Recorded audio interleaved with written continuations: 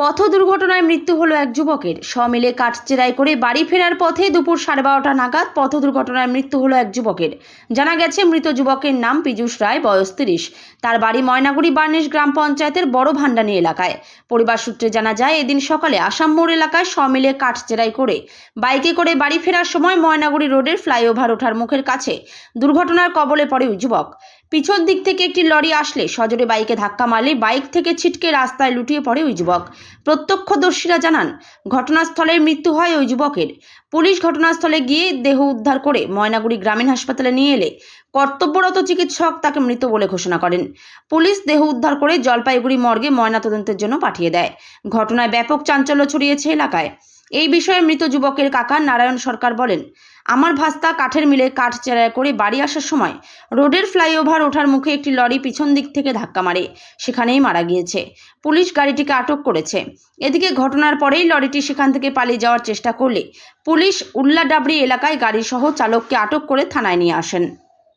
আমার ভাস্তা কাঠে মিলে গেছিলো কাঠ ছড়িং করতে, কাঠটা রেখে বাড়ি আসার পথে ওভারব্রিজের আগে বাতাসের লেফট নেওয়ার পিছন থেকে গাড়ি ধাক্কা মারে পড়ে যায় এবং তার উপর কোন জায়গাটা হয়েছে? এটা মনে রোড ধল্লা ব্রিজ বলে। ধল্লা ব্রিজের ওখানে? ধল্লা ব্রিজ। কোথায় যাচ্ছিল? বাড়িতে যাচ্ছিল, রোডে যাচ্ছিল। মানে কোথায় গিয়েছিল? গিয়েছিল আপনার আসামের পিনাকি মিলে সমিলে। আচ্ছা, সেখান থেকে ফেরার পথে? সেখান থেকে কিসে ছিল? বাইকে ছিল। আর কিসের সাথে সংঘর্ষ? এই গাড়িটা, এই যে 11 একটা লরি, এই লরির সাথে ধাক্কা। যে মারা গেছে কি নাম? পীযূষ রায়। বয়স? বয়স 30। গাড়িটাকে পুলিশ আটক করছে? হ্যাঁ, গাড়িটা পুলিশ এই যে সামনে আছে গাড়ি। চালক কি? সবই আছে। আচ্ছা, আপনার নাম? আমার নাম নারায়ণ সরকার। আপনার কে হয়? আমার সম্পর্কে ভাসতে হয়।